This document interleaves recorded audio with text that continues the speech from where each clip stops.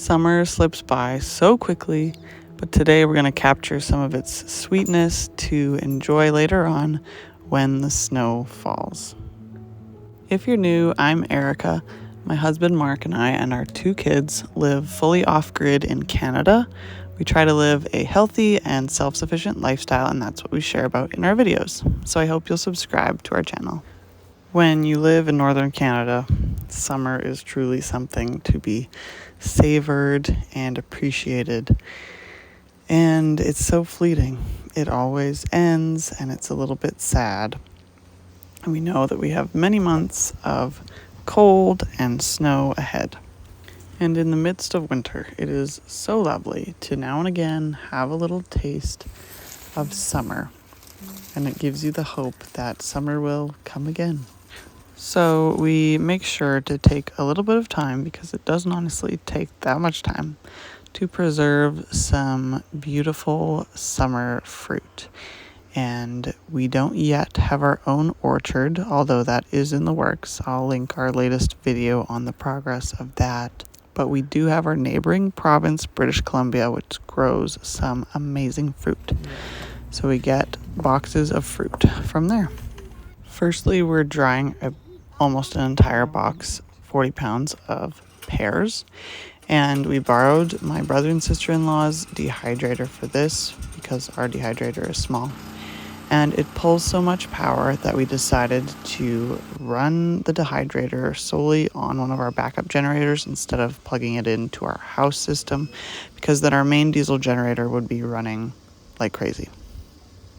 It took about 2 hours for Mark and I to peel and cut these one evening after the kids went to bed and fill up this dehydrator.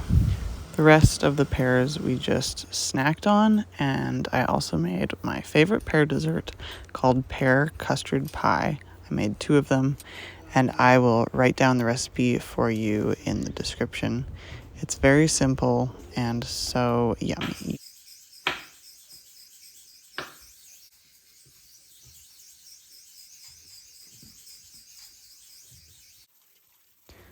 Next, we are dehydrating a 40-pound box of prune plums, or Italian plums.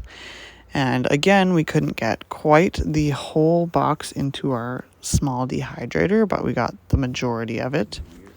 And these are really quick and easy to process compared to other fruits. Like with the pears, you peel them, you cut out the core, you slice them. And with the plums, it's so easy. Just cut them in half, get the pit out, and you kind of flip them inside out so that they dry more evenly and lay them on your trays. So it's really quite quick. Mark did all of this in probably an hour while I was making the pear custard pies. If you want more details on this process, I have a video from last year I did all about it, as well as a blog post that I will link down below. For the pear custard pie, you just core and peel and slice your pears, and then you blend up all of your custard ingredients in the blender. So it's super simple that way. And the custard ingredients are eggs, butter, milk, or I have used water too, salt, maple syrup, and some kind of flour. I have used sprouted wheat, regular whole wheat, all-purpose, whatever you want, and vanilla.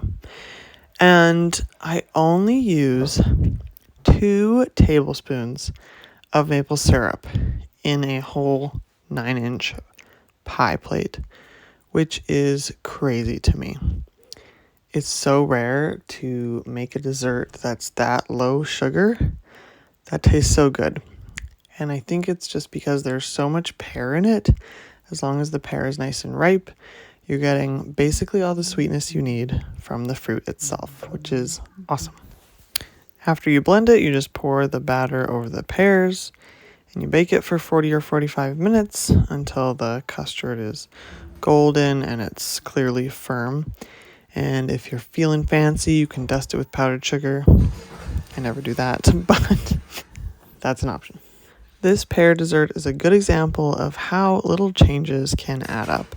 And in my free workshop, I share 3 simple steps I took to go from run down with lots of health issues to recharged without overwhelm.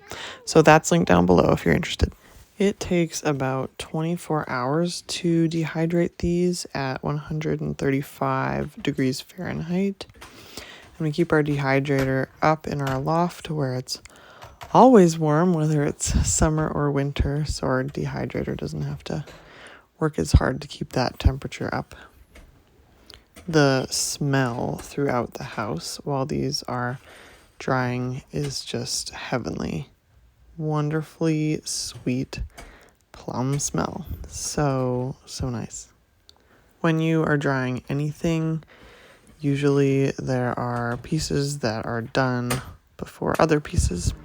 So if you don't want to over dry, you have to go through once or twice and just pick out the ones that are already done and continue drying the rest. Can you tell how pregnant I am by how out of breath I am by doing this voiceover? But the pear custard pies are done, so we'll let those cool and we'll enjoy them for dessert for the next couple of nights. And now we have a nice bucket full of dried plums and a bucket and a half, I guess, of dried pears. And we are going to put some food desiccant packs in here just to make sure that any excess moisture does get absorbed and these don't go moldy. I love keeping dried fruit in my bag just as a quick pick-me-up snack if I'm on the go. It's a wonderful option. Other than preserving fruit, Mark has been busy working on the firewood consistently, and we've just been soaking up summer, trying to enjoy all of the good weather. We know winter is around the corner though, so we are making preparations for that since we do live off-grid. So we will be sharing what we are doing for that.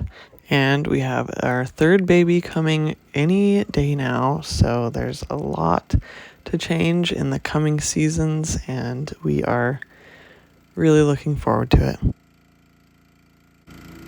Thank you so much for watching this video. We make a new one every week about our off-grid life, so I hope you'll subscribe to our channel, and I'll see you in the next video. Bye.